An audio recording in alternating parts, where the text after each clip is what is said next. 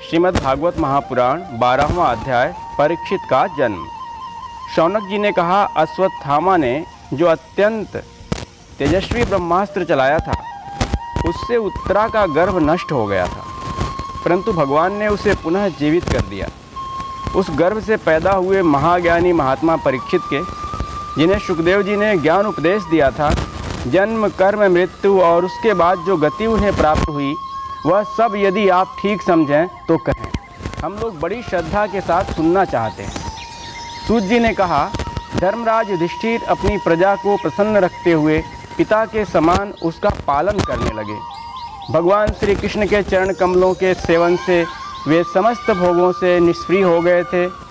शौनक आदि ऋषियों, उनके पास अतुल संपत्ति थी। उन्होंने बड़े बड़े यज्ञ किए थे तथा उनके फलस्वरूप श्रेष्ठ लोकों का अधिकार प्राप्त किया था। उनकी रानियां और भाई अनुकूल थे। सारी पृथ्वी उनकी थी। वे जम्बू द्वीप के स्वामी थे और उनकी कीर्ति स्वर्ग तक फैली हुई थी। उनके पास भोग की ऐसी सामग्री थी जिसके लिए देवता लोग भी लालायित रहते हैं। परंतु जैसे भूखे मनुष्य को भोजन के अतिरिक्त दूसरे पदार्थ नहीं सुहाते, वैसे ही उन्हें भगवान के सिवा दूसरी कोई वस्तु सुख नहीं देती थी। शौनक जी, उत्तरा के गर्भ में स्थित वह वीर शिशु परीक्षित जब अश्वत्थामा के ब्रह्मास्त्र के तेज से जलने लगा, तब उसने देखा कि उसकी आंखों के सामने एक ज्योतिर्मय पुरुष है। वह देखने में तो अंगूठे भर का है, परंतु उसका स्वरूप बहुत ही निर्मल है। अत्यंत सुंदर श्याम शरीर है, बिजली के समान चमकता हुआ पीताम्बर धारण किए हुए है, सिर पर सोने का मुकुट झिलमिला रहा है। उस निर्विकार पुरुष की बड़ी ही सुंदर लंबी लंबी 4 भुजाएं हैं। कानों में तपाए हुए स्वर्ण के सुंदर कुंडल हैं। आँखों में लालिमा है। हाथ में लूके के समान जलती हुई गदा लेकर उसे बार बार घुमाता जा रहा है और स्वयं शिशु के चारों ओर घूम रहा है। जैसे सूर्य अपनी किरणों से कोहरे को भगा देते हैं, वैसे ही वह उस गदा के द्वारा ब्रह्मास्त्र के तेज को शांत करता जा रहा था। उस पुरुष को अपने समीप देखकर वह गर्भस्थ शिशु सोचने लगा कि यह कौन है। इस प्रकार उस 10 मास के गर्भस्थ शिशु के सामने ही धर्मरक्षक अप्रमेय भगवान श्री कृष्ण ब्रह्मास्त्र के तेज को शांत करके वहीं अंतर्धान हो गए। तदनंतर अनुकूल ग्रहों के उदय से युक्त समस्त सद्गुणों को विकसित करने वाले शुभ समय में पांडु के वंशधर परीक्षित का जन्म हुआ। जन्म के समय ही वह बालक इतना तेजस्वी दिख पड़ता था मानो स्वयं पांडु ने ही फिर से जन्म लिया हो।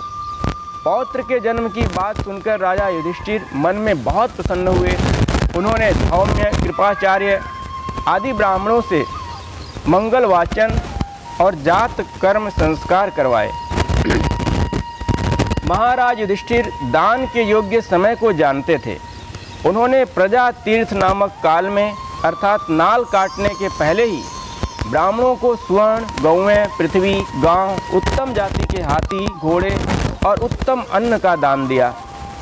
ब्राह्मणों ने संतुष्ट होकर अत्यंत विनयी युधिष्ठिर से कहा, पुरुवंश शिरोमणे, काल की दुर्निवार गति से यह पवित्र पुरुवंश मिटना ही चाहता था, परंतु तुम लोगों पर कृपा करने के लिए भगवान विष्णु ने यह बालक देकर इसकी रक्षा कर दी है। इसीलिए इसका नाम विष्णुरात होगा। निस्संदेह यह बालक संसार में बड़ा यशस्वी, भगवान का परम भक्त और महापुरुष होगा। युधिष्ठिर ने कहा, महात्माओं, यह बालक क्या अपने उज्ज्वल यश से हमारे वंश के पवित्र कीर्ति महात्मा राजऋषियों का अनुसरण करेगा? ब्राह्मणों ने कहा, धर्मराज, यह मनुपुत्र इक्ष्वाकु के समान अपनी प्रजा का पालन करेगा तथा दशरथ नंदन भगवान श्री राम के समान ब्राह्मण भक्त और सत्य प्रतिज्ञ होगा। यह उसी नरेश शिबी के समान दाता और शरणागत वत्सल होगा तथा याज्ञिकों में दुष्यंत के पुत्र भरत के समान अपने वंश का यश फैलाएगा। धनुर्धरों में यह सहस्त्रबाहु अर्जुन और अपने दादा पार्थ के समान अग्रगण्य होगा। यह अग्नि के समान दुर्धर्ष और समुद्र के समान दुस्तर होगा। यह सिंह के समान पराक्रमी, हिमाचल की तरह आश्रय लेने योग्य, पृथ्वी के सदृश तितिक्षु और माता पिता के समान सहनशील होगा। इसमें पितामह ब्रह्मा के समान समता रहेगी। भगवान शंकर की तरह यह कृपालु होगा और संपूर्ण प्राणियों को आश्रय देने में यह लक्ष्मीपति भगवान विष्णु के समान होगा। यह समस्त सद्गुणों की महिमा धारण करने में श्री कृष्ण का अनुयायी होगा। रंती देव के समान उदार होगा और ययाति के समान धार्मिक होगा। धैर्य में बलि के समान और भगवान श्री कृष्ण के प्रति दृढ़ निष्ठा में यह प्रहलाद के समान होगा। यह बहुत से अश्वमेध यज्ञों का करने वाला और वृद्धों का सेवक होगा। इसके पुत्र राजर्षि होंगे। मर्यादा का उल्लंघन करने वालों को यह दंड देगा। यह पृथ्वी माता और धर्म की रक्षा के लिए कलयुग का भी दमन करेगा। ब्राह्मण कुमार के शाप से तक्षक के द्वारा अपनी मृत्यु सुनकर यह सबकी आसक्ति छोड़ देगा और भगवान के चरणों की शरण लेगा। राजन, व्यास नंदन सुखदेव जी से यह आत्मा के यथार्थ स्वरूप का ज्ञान प्राप्त करेगा और अंत में गंगा तट पर अपने शरीर को त्याग कर निश्चय ही अभय पद प्राप्त करेगा। ज्योतिष शास्त्र के विशेषज्ञ ब्राह्मण राजा युधिष्ठिर को इस प्रकार बालक के जन्म लग्न का फल बताकर और भेंट पूजा लेकर अपने अपने घर चले गए। वही यह बालक संसार में परीक्षित के नाम से प्रसिद्ध हुआ, क्योंकि वह समर्थ बालक गर्भ में जिस पुरुष का दर्शन पा चुका था उसका स्मरण करता हुआ लोगों में उसी की परीक्षा करता रहता था कि देखें इनमें से कौन सा वह है।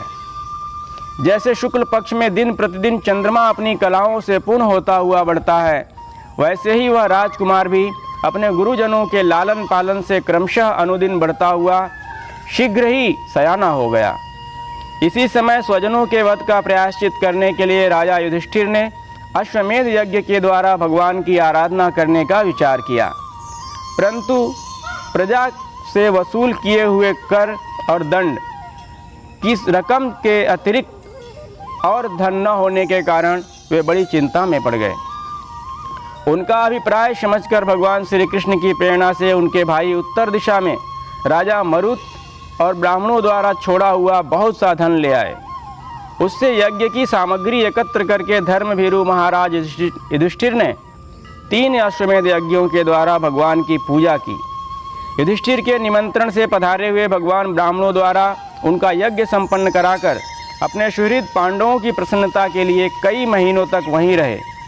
शौनक जी, इसके बाद भाइयों सहित राजा युधिष्ठिर और द्रौपदी से अनुमति लेकर अर्जुन के साथ यदुवंशियों से घिरे हुए भगवान श्री कृष्ण ने द्वारका के लिए प्रस्थान किया। हरि ओम।